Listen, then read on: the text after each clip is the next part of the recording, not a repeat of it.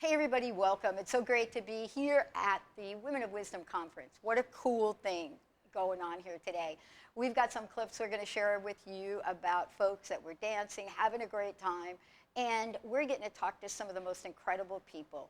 Ylara Khalsa joining me here today, one of the many people here that has said yes to a life to create a better world for each of us, as well as for herself. And sometimes when we say yes to the bigness of who we are, many, many things can happen in life. But the good news is things do happen.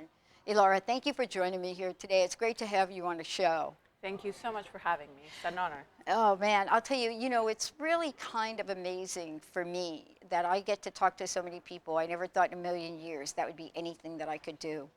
I want to ask you a question about your own journey.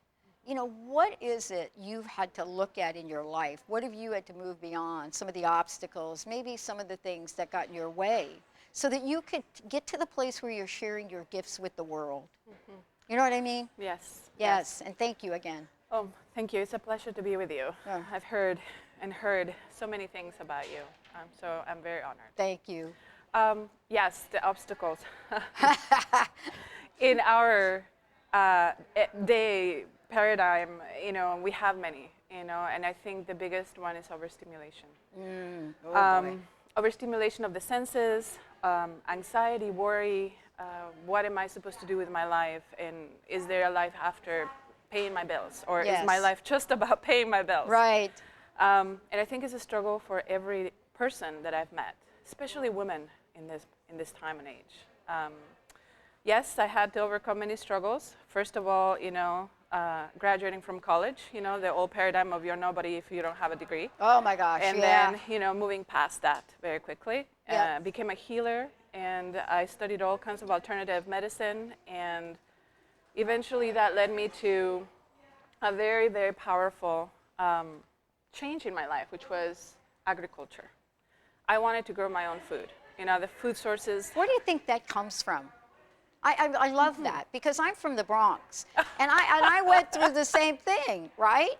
All of a sudden I've got this 20 by 20 plot at my friend's mom's house, and I'm trying to grow stuff. But where do you think that comes from, or where did that come from for you? I think it came from a desire to give my child the best opportunity to be who she was. Yeah, there you go. It really came from wanting to give her clean food. And they're so questionable. Now, you don't know where your food is coming from or how it's grown if you don't do it yourself. Organic is fabulous, but organic uses 285 organic pesticides. So how can I ensure that my daughter is eating just plain good old kale, Right. without anything added to it? Right. And then it really led me to, I have to change my life. If this is the life I want to offer my generations ahead, I've got to make the choice. Yes. And so I started looking at land. I started to see how much I had saved. I started to really put in the intention, this is truly what I wanted to do with my life. Yes. I wanted to become a homesteader, to give my daughter an opportunity. And so, we found the place. We said, this is it. And I had no idea on how to grow food. You would think that, you put a seed in the soil and water and it grows, right? Right. And so before I moved to the country, I bought some wine barrels, and I said, I'm just going to grow my food. Right. And nothing grew, Right. full of pests. I didn't know anything. So it really put me into this place of like, wow, something so intrinsically ours, it's forgotten. I know. And so I went and looked at the most pristine way of growing food, which for me was biodynamic agriculture. Mm-hmm. Biodynamic agriculture doesn't use any pesticides. You create everything within the farm system. The farm is not seen just as a farm to grow vegetables. It's an organism. You need the manure, you need the chickens, you need the cow. You need to create everything to give the farm a life, to give you a life. So I studied at the Steiner Institute. I became a biodynamic farmer, graduated from school, learned everything. I had it all written down, and I went to my farm, and I thought I knew it all. Wow. I didn't. Really the lesson begins What were some of the surprises? I'm so curious about this, because I did the same thing, not as a farmer, but, New Jersey is called the Garden State for a reason. So my friend had 4 acres, and I put a 20 by 20 out there, and I thought, oh, wow, we're going to grow some great things, which we did. Mm-hmm. But we also grew some great things that were not necessarily what we wanted to eat. And what we grew was so great that the groundhogs, the deer, everybody loved it, right? Yes. Everybody loved it. Exactly. So welcome to farmland. Right. Yes, you can plant a ton of seeds, you can Right. have the best expectations, and then the squirrels come and eat them when they're Right. about that big, and you come and look, it's like, where did it all go? Exactly. Yeah, that is definitely part of being in an organism. You want Right. becoming more conscious of what's out there and how to work with it in harmony. So yeah, some of the problems that we had at first was basically, growing within the season. Just because you have the space doesn't mean you're going to grow watermelons in winter. So it was actually remembering how to move along with the seasons. Something that we have forgotten because, in winter you can go to the store and buy a pineapple. Right. We eat out of season. Right, we do. We are spoiled beyond Right. compare, and that actually has made us greedy. And, I can go down the ladder with the commercial agriculture. Right. However, it was winter, there's less light. I can plant everything I want, and it's going to grow about that big. Right. So spring, oh yes, spring. Now I understand Easter. Is new life comes in. There's more light. I can plant, and it will grow. And things grow in spring that you can actually eat. Exactly. I mean, this is, I so wanted to talk to you. I'm so glad that you're here because what I've discovered is going back to my roots, my ethnicity, what my family did, what they grew in Italy, how they grew it in Italy, what they brought over here, the idea of it and what they did. You would never see my grandmother take any kind of herb out of a jar and put it into food. And it's interesting. People say we've gotten so busy that that's the cause of this. I'm not sure. What do you think? What do you think is going on here? I can only speak from my personal experience. Okay. I've been farming for 6 years, and I can see my life before, my life during, and where I am now. Uh-huh. And really, basically, we have to drop the preconceived notions of how life is supposed to be according to a magazine or Yeah. according to a school system that is broken. I realized that my mind was so ahead of me. I was so overtired, overstimulated, overworried. Nature allowed me to really anchor my feet. It allowed me to really take that deep breath. It allowed me to begin to notice things that were always there, but I was too busy or too preoccupied for something Right. else to happen. Nature allowed me to really sit put, become an observer. In biodynamic agriculture, when you go to your garden, you don't go in as, I'm the doer, I'm going to plant, I'm going to do this, and it's going to happen because. You go in humbly to actually observe and learn again. And then you actually can understand that certain plants don't like to be near each other. They don't That's grow right, together that's well. right. Oh, my plant has aphids. I'm going to kill them. No, biodynamic agriculture is like the plant's immune system is compromised. The aphids are there to tell me something is not right somewhere. Oh, I see. Wow. In many Yeah. ways, it allowed me to start taking away this Western medicinal approach of symptomatic. Let's just take care of the symptoms and then destroy the potential of the plant to regenerate itself. Wow. So once you start to let go of those and you begin to get quiet inside to actually use our power of intuition, of observation, of really absorbing the truth, transforming it and integrate it within ourselves, and then come out to co-create with this elemental kingdom of nature. Right. It gives you food, but what I found along the journey is that it really helped me to grow myself.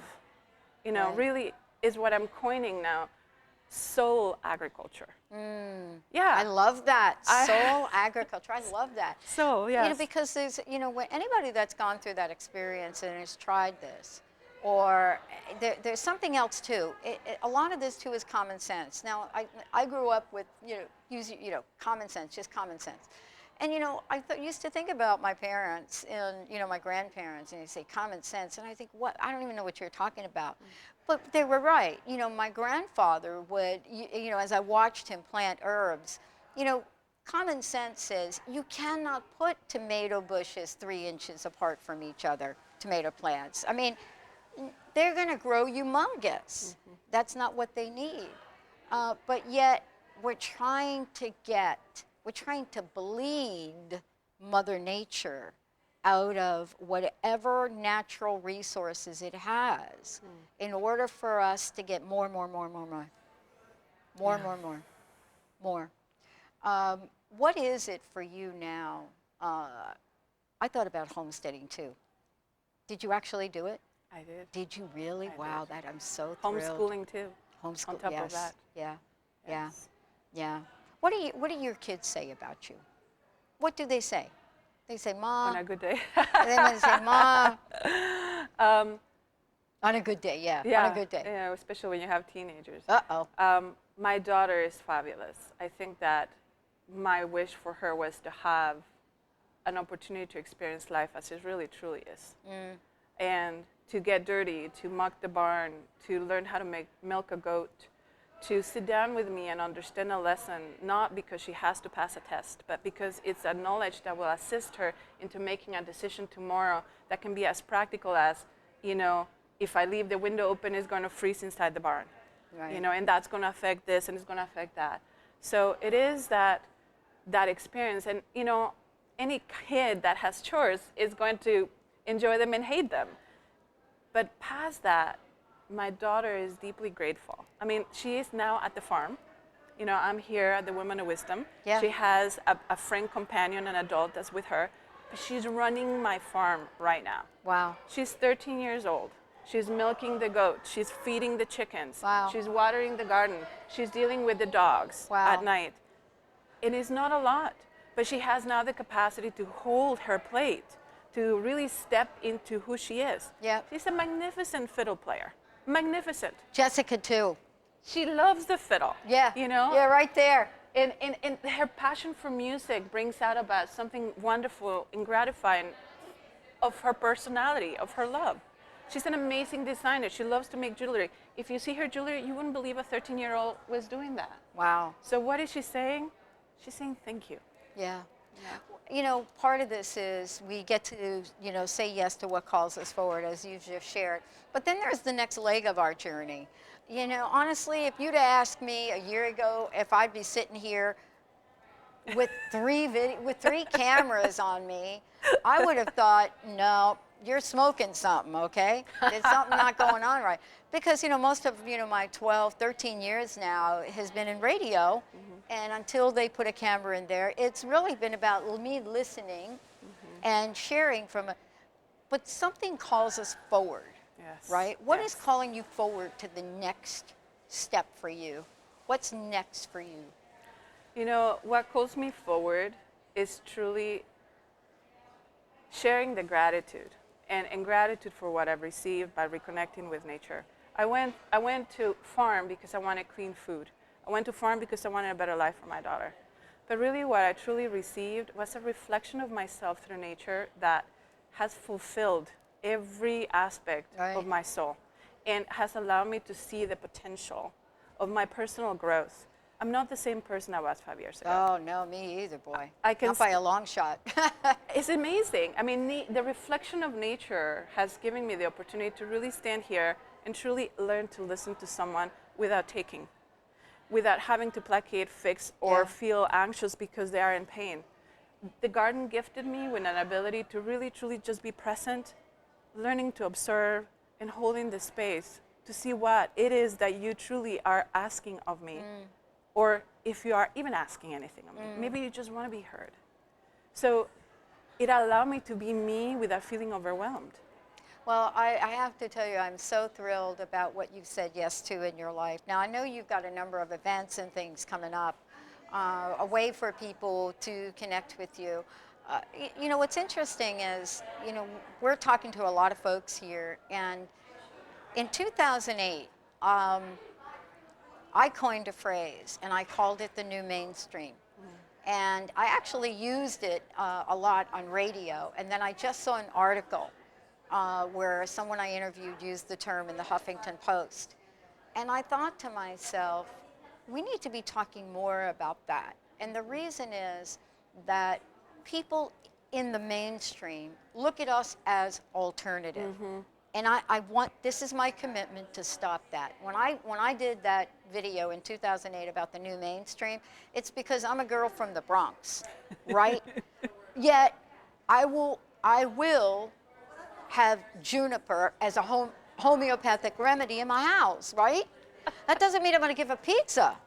And so I want to ask you about this. As you carve out the future, are you hopeful to create a new mainstream? Oh God, Are yes. the things that you're doing going to help with that? Yes, and I totally see what you're talking about. Yeah. The new mainstream is people wanting clean food. Yeah. The new mainstream is actually wanting to be healthy without having to protect yourself from everything that is on the store. Yeah. The new mainstream is talking the truth, calling the shot, saying, no, I don't want Monsanto in my food. Yes, I want to know what's in the label. You know, I want to protect my family, my friends, my planetary family, the animal family. You know, we are an organism that works within each other, not outside of it. The new mainstream is the new farmer generation coming in saying, yes, we see that. We want to be able to maintain our food purity. The new mainstream is we're willing to do the work. We're learning about the earth. We're learning that we're interconnected. We're learning that people like you are bringing this clarity and truth and making it mainstream. It's not just for the few people who are interested or piqued or curious. It's, hello, you want to be healthy? Right. You want to know what's going on? Yes, be the new mainstream. This is what we're talking about. And I think every day there's more and more people really joining this new mainstream and making it the norm. You know, those GMOs, those are not the mainstream anymore. This is the old paradigm, and we're moving forward to the new mainstream. Well, you know what's interesting about that is that about 3 years ago, I think, I was introduced to the term gluten-free by Dr. Darvish, my naturopath. What an amazing woman. And, you know, then I heard somebody talk about it, and they said, oh, the gluten-free thing, that's a fad. That is going to go away just like the Kardashians will. Well, hello. Kardashians is still here, and gluten-free is bigger than ever. Yeah. What do you think, from what you see, what do you think people are truly longing for today? What are we longing for? Connection. Connection. My personal journey has been this reflection to connect to nature. Yeah. We have been part of nature from the beginning, even if we live in a city setting. Yeah. People, when they want to go on vacation, where do they want to go to relax?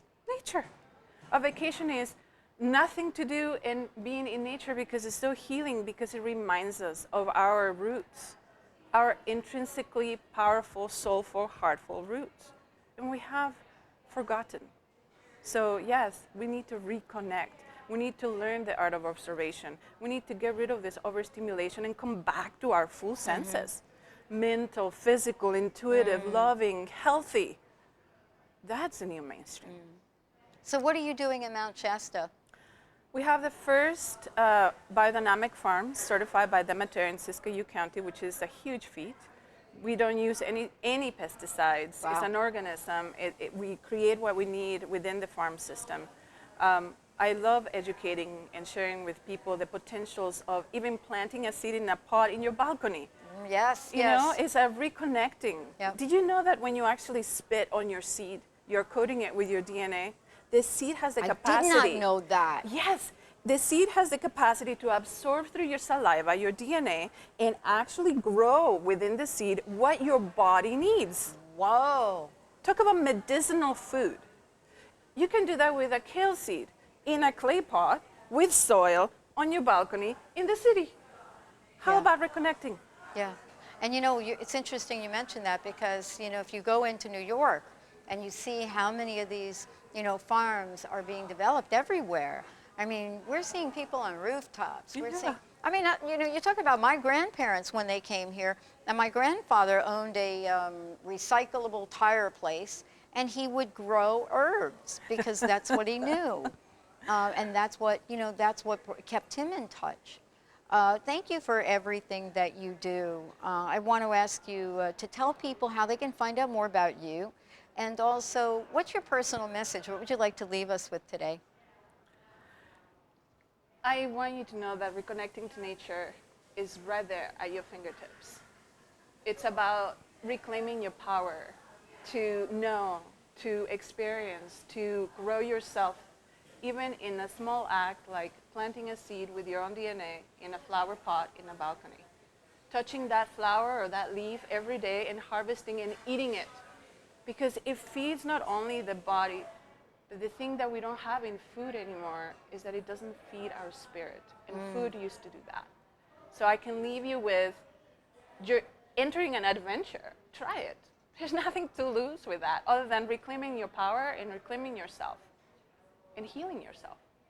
And you can find more about what I do and what I offer through flowerlifeessentialblends.com. And the things that are coming from our farm, the workshops that we offer in hopes to inspire people to reconnect with nature again, and what we're up to. But really, I urge you, try it. I love it. Thank you. Thank you so much. Thank you for having me. Thank you for the time. Wow. Thank you. All right, everyone, we're going to take a short break. We'll be right back.